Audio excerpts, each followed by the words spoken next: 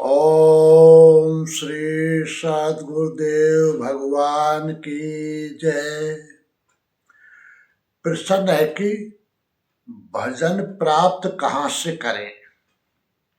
उत्तर, भजन प्राप्त करने के लिए समाज में भयंकर भ्रांति फैली हुई है। परमात्म प्राप्त महापुरुषों ने शास्त्रों के माध्यम से कहा है कि गुरु के बगैर मुक्ति नहीं होती।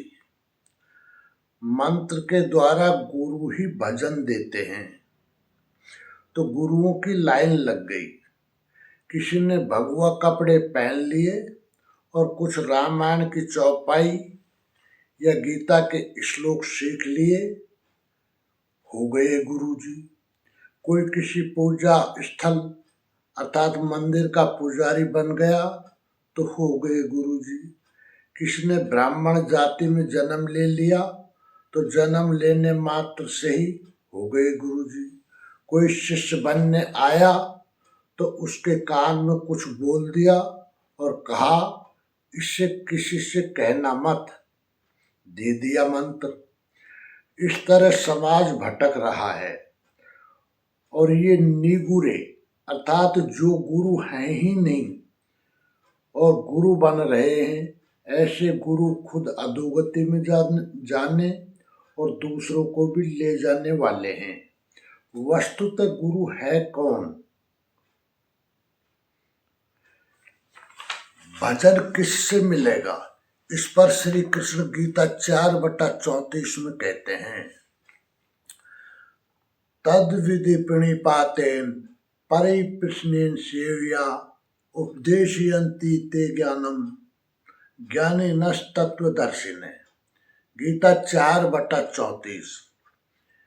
इसलिए अर्जुन, तू तत्वदर्शी महापुरुष के पास जाकर भली प्रकार प्रणत होकर अर्थात दंडवत प्रणाम करके अहंकार त्याग कर शरण होकर भली प्रकार सेवा करके निष्कपट भाव से प्रसन्न करके तू उस ज्ञान को जान।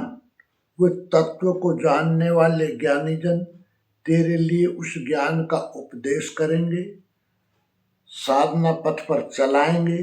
समर्पित भाव से सेवा करने के उपरांत ही इस ज्ञान को सीखने की क्षमता आती है। तत्वदर्शी महापुरुष परम तत्व परमात्मा का प्रत्यक्ष दिग्दर्शन करने वाले हैं। वे यज्ञ के विधि विशेष के ज्ञाता हैं और वही आपको भी सिखाएंगे। यदि अन्य यज्ञ होता तो ज्ञानी तत्वदर्शी की क्या आवश्यकता थी? स्वयं भगवान के सामने ही तो अर्जुन खड़ा था। भगवान उसे तत्वदर्शी के पास क्यों भेजते हैं? वस्तुतः श्री कृष्ण एक योगी थे। उनका आशा है कि आज तो अनुरागी अर्जुन मेरे समक्ष उपस्थित है, भविष्य में अनुरागियों को कहीं भ्रम न हो जाए कि श्री कृष्ण तो चले गए, अब किसकी शरण जाएं। इसलिए उन्होंने स्पष्ट किया कि तत्वदर्शी के पास जाओ, वे ज्ञानीजन तुझे उपदेश करेंगे। और आगे गीता 4/35 में श्री कृष्ण कहते हैं, यज्ञात्वा न पुनर्मोहम एवं यास्यसि पांडवे येन भूतान्य शेषेण द्रक्ष्यात्मन्यथो मयि। गीता 4/35। उस ज्ञान को उनके द्वारा समझकर तो इस प्रकार फिर कभी मोह को प्राप्त नहीं होगा। उनसे दी गई जानकारी के द्वारा उस पर चलते हुए तू अपने आत्मा के अंतर्गत संपूर्ण भूतों अर्थात प्राणियों को देखेगा, अर्थात सभी प्राणियों में इसी आत्मा का प्रसार देखेगा। जब सर्वत्र एक ही आत्मा के प्रसार को देखने की क्षमता आ जाएगी, उसके पश्चात तू मुझ में प्रवेश करेगा। अतः उस परमात्मा को पाने का साधन तत्व स्थित महापुरुष के द्वारा है। ज्ञान के संबंध में धर्म और शाश्वत सत्य के संबंध में श्री कृष्ण के अनुसार किसी तत्वदर्शी से पूछने का विधान है। गीता 14:27 में श्री कृष्ण कहते हैं, ब्रह्मणो हि प्रतिष्ठाहम अमृतस्याव्ययस्य च शाश्वतस्य च धर्मस्य सुखस्य कांतिकस्य च। गीता 14:27। हे अर्जुन, उस अविनाशी ब्रह्म का अर्थात जिसके साथ वह कल्प करता है, जिसमें वह गुणातीत एक ही भाव से प्रवेश करता है, अमृत का, शाश्वत धर्म का और उस अखंड एक रस आनंद का मैं ही आश्रय हूँ। ब्रह्म अर्थात परमात्म स्थित ब्राह्मण ही सदगुरु है, वही इन सब का आश्रय है। श्री कृष्ण एक योगेश्वर थे। अब यदि आपको अव्यक्त, अविनाशी ब्रह्म, शाश्वत धर्म, अखंड एक रस आनंद की आवश्यकता है तो किसी तत्व स्थित परमात्म स्थित महापुरुष की शरण लें, उनके द्वारा ही ये संभव है।